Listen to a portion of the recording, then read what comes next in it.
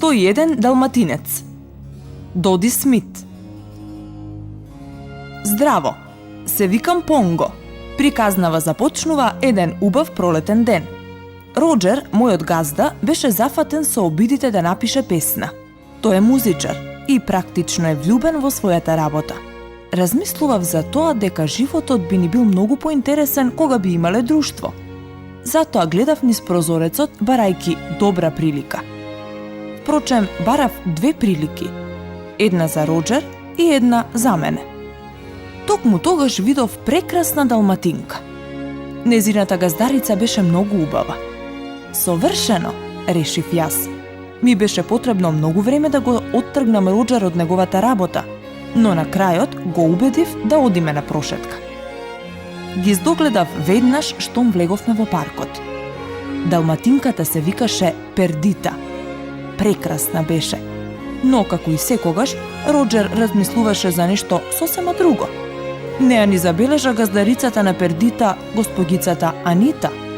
Овие човечки суштества понекогаш навистина ме загрижуваат. Се сетив. Им ги заврзав нозете со мојот ремен, така што тие се залепија еден со друг. Тоа им помогна да се забележат. Јупи! Исто така тоа ми помогна Пердита да ме забележи мене. По извесно време Роџер ја побера Анита за жена, а јас Пердита. Венчавката беше прекрасна. Потоа нашата куќа стана рај за кучиња и за луѓе. Бевме уште посреќни кога откривме дека Пердита е скотна. Кога дојде големиот ден и кога ги видов тие 15 мали бели топчиња од крзно, бев најгордиот татко во околината. Но за жал, мораше да се појави Круела и да го уништи мирот.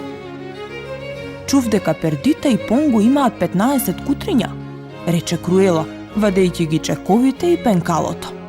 Колку пари сакаш за нив? Анита се обиде да биде љубезна, зашто ја знаеше Круела уште од училиште. Но без разлика на тоа колку пари и нудеше Круела, Роџер беше решителен и велеше: кучињата не се за продавање. Круела беше толку бесна што излета од куќата заканувајќи им се на сите. Имав чувство дека тоа представува неволја. Во наредните неколку недели кутрињата многу брзо растеа. Беа многу интересни. Обожуваа да гледаат телевизија. Нивен херој беше кучето Гром.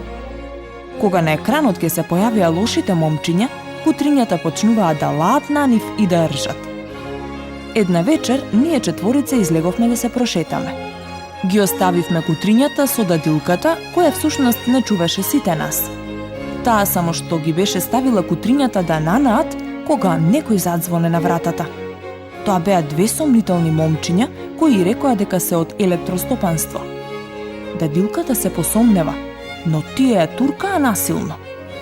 Каде ќе одите? Во плач запраша таа. Се обидуваше да ги запре, но безуспешно. Набргу се досети зошто дошле. Поради кутрињата. Кога стасавме дома, корпата во која спиеа кутрињата беше празна. Роџер веднаш се јави во полициската станица. Ни ги украдоа нашите 15 далматинци, им рече тој. Не знам кој би можел да биде, но ве молам најдете ги. Јас и Пердита не можевме да чекаме полицијата да го реши проблемот. Решивме да ја земеме работата во своји раце. Следната вечер почнав да завивам за да ги известам другите за киднапирањето. Сигурен сум дека никој во градот не спиеше. Финтата ми успеа. Кучињата од градот први ја слушнаа веста. Тие со својот лаеж ги известија кучето Жолтко и гуската Луси, кои живееа на село. Што е? Што се случило? Праша Луси. Украдени се 15 кутриња, одговори Жолтко. Треба веста да ја пренесеме до поручникот, англискиот овчар. Поручникот и неговиот другар, мачарот Мацко, се фрлија на работа. Ми текнува, му рече Мацко на поручникот, дека пред 2 ноќи слушнав како лаат кутрињата во фармата на Круела. Тоа место со години беше напуштено. Нешто чудно се случува таму. Ајде да видиме, рече поручникот. Тие забележаа знаци на живот на фармата. Поручникот го испрати Мацко да види одблизу. И имаше што да види. Двајца опасни мажи кои ги викаа Хораци и Госпер гледаа телевизија. Околу нив беа кутрињата. Мацко му се приближи на една од кутрињата и му шепна: "Ти ли си една од 15 украдени кутриња?" "Вкупно сме 99", му одговори кутрето. За тоа време поручникот ја прошири веста дека кутрињата се најдени. Јас и Пердита секако веднаш тргнавме да ги спасиме. Кога ја виде Круела како зборува со Хораци и Гаспер, Мацко знаеше дека не смееме да губиме време. Таа планираше да направи бунди од кутрињата. "Немам време за расправија", врескаше таа. "Сакам работата со кутрињава уште вечерва да биде завршена." "Ќе го направиме тоа кога ќе заврши емисијата", му рече Гаспер на Хораци откако Круела замина. "Бргу", им шепна Мацко на кутрињата, "следете ме, но бидете тивки, морам веднаш да ве изведам од тука." Кутрињата се исплашија, но направија како што им беше речено. Мацко ги одведе до дупката на ѕидот во дневната соба. Токму кога го турна низ дупката последното кутре, Хораци и Гаспер забележаа дека ги нема кученцата. Гаспер ја зеде машата од каминот, а Хораци ја дигна скршената нога од столот, не баре палка. Тогаш почнаа да го проверуваат секој агол од фармата. Мацко на брзина ги скри кутренцата под скалите. "Тивко", им шепна мачорот, но токму тогаш батериската ламба го осветли местото каде тие се крие. Во тој момент стасавме јас и Пердита и ги слушнавме Хораци и Гаспер како вреват. "Побрзај, нешто се случува", реков јас. Влеговме низ прозорецот. Почнавме да ржиме и тргнавме да си ги спасиме децата. Јас го зграпчив Гаспер за нога и го турнав на земја, а Пердита го нападна Хораци. Во меѓувреме, Мацко успеа да ги извлече кутрињата надвор од фармата на сигурно. Поручникот ги чекаше и ги одведе на својата фарма. Набргу бевме заедно со своите деца. Планиравме да се одмориме малку на фармата на поручникот, но кога се појавија Хораци и Гаспер, моравме да тргнеме понатаму. Времето стануваше се полошо и полошо, па на кутрињата им беше тешко да одат по длабокиот снег. За среќа, повторно добивме помош од нашите пријатели. Коли, кој живееше на околната фарма, излезе и тргна пред нас. "За малку ќе изгубевме надеж", рече тој. "Имаме место каде да се одморите на една фарма на другата страна од улицата. Може да си се одморите и утре рано наутро да го продолжите патот." "Фала му на Бога", реков јас. 3 крави не наблюдуваа додека Пердита ги внесуваше кутрињата во шталата. "Кутрите малечки", рече принцезата. "Сосема се изморени и измрзнати." "Мамо, гладно сум", рече едно кутре. "Сакаш ли топло млеко?" праша принцезата. Кутрињата почнаа да пијат колку што можат, а потоа заспа. Следното утро взори повторно тргнавме. Лабрадор ретриверот не чекаше во соседното село. Тој исто така ни најде место да се одмориме и ни објасни дека ни обезбедил превоз во задниот дел од едно комби. Токму тогаш ја видовме Круела, која кружеше по селото и не бараше. Со неа беа и Хораци и Гаспер, кои го пребаруваа секој агол. "Леле Понго", ми рече Пердита, "како ќе влеземе во комбито без да не видат?" Тогаш на ум ми падна една идеја.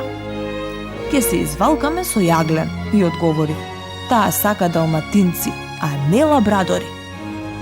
Набргу сите бевме црни од глава до опаш. Пердита и лабрадорот ја водеа првата група кутриња кон комбито, додека пред нив стоеа Хораци и Гаспер. "Види, Гаспер", му рече Хораци додека кутрињата поминуваа покрај нив. "Мислиш дека кутрињава се маскирале?" "Идиот еден", се смееше Гаспер. "Кучињата не се бојасуваат во црно." "Кучињата се некаде во селово", врескаше Круела. "Бргу, најдете ги." Последната група речиси успеа да стаса до комбито, кога кап, кап, снегулките почнаа да паѓаат врз кучињата. Снегот почна бргу да се топи, да се појавија мали бели дамки. Бели дамки на црно куче, секако. По нив, почна да вреска Круела. Сите почнавме да трчаме. Токму кога го кренав последното кутре, забрамче моторот, па сите бевме на пат кон Лондон. Ке ве фатам јас вас, вресна Круела нагазувајќи го квачилото за газ. Таа се тркаше со комбито и се обидуваше да не тргнат од патот. Ние цивкавме од страф и сакавме возачот да вози што е можно побрзо.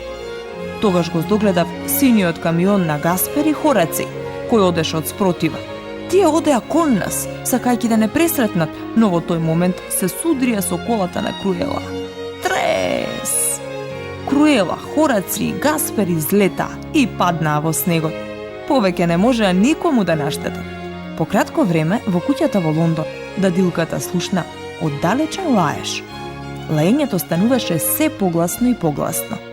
Одеднаш се отвори влезната врата од куќата и цел куп црни кучиња влезе внатре. Едно од големите кучиња искокна на Анита вскут и се обиде да ја лижне по лицето. Тоа е Пердита, рече таа со солзи. И сите останати кучиња. Потоа повторно погледна. Ги има околу 100. 101 заедно со Пердита и Понго, рече Роџер броејќи. Каква фамилија! Сите беа воодушевени, дури и дадилката која имаше многу работа, зашто не чистеше. Што ќе правиме со нив? Праша Анита. Ќе ги чуваме, одговори Роџер. Ќе купиме голема фарма на село и ќе живееме таму. Ќе биде тоа плантажа. Плантажа на далматинци. Роџер беше толку многу среќен, што веднаш седна на клавирот, а ние се собравме околу него. Среќни што сме повторно дома.